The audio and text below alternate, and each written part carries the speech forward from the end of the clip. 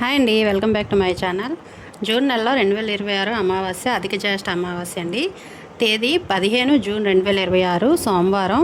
సోమావతి అమావాస్య అని పిలుస్తామండి. అమావాస్య తేదీ ప్రారంభం జూన్ 14, 2026 మధ్యాహ్నం 11:45 నుండి అమావాస్య పూజకు అనుకూలమండి.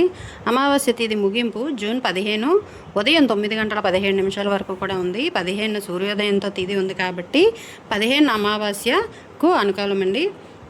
ఈ రోజున పితృతర్పణాలు, దానాలు, శివారాధన, నవగ్రహ పూజలు నిర్వహించాలి. సోమవారం రావడం విశేషం కాబట్టి ఈ రోజున శివ పూజకి, రుద్రాభిషేకం, పితృతర్పణం అనేక మంది చేయడానికి ఈ రోజు అయితే అనుసరిస్తారండి.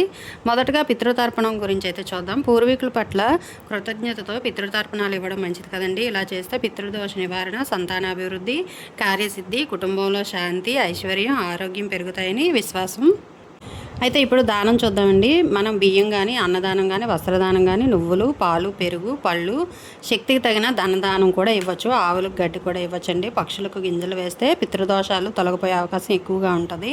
అయితే పూజా విధానం ఏంటంటే ఇల్లంతా కూడా శుభ్రం చేసుకొని, పూజా గది కూడా శుభ్రం చేసుకొని, దేవుడికి ముందుగా మనం దీపాలు అయితే పెట్టుకోవాలండి. పెట్టుకున్న తర్వాత నైవేద్యాలు అన్నీ కూడా సమర్పించిన తర్వాత అప్పుడు మనం పెద్దలకు దీపాలు అయితే పెట్టాలండి. ధూపదీప నైవేద్యాలు కూడా పెద్దలకు వేరుగా సమర్పించాలి.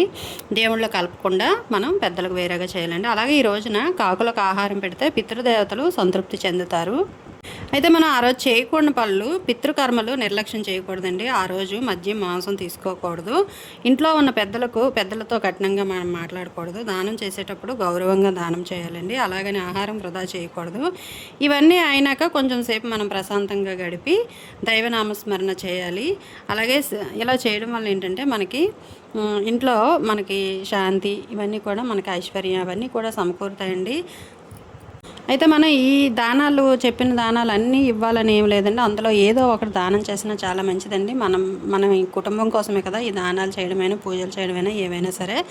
అలాగే ఈ వీడియో నచ్చితే లైక్ చేయండి, షేర్ చేయండి, సబ్స్క్రైబ్ చేసుకోండి.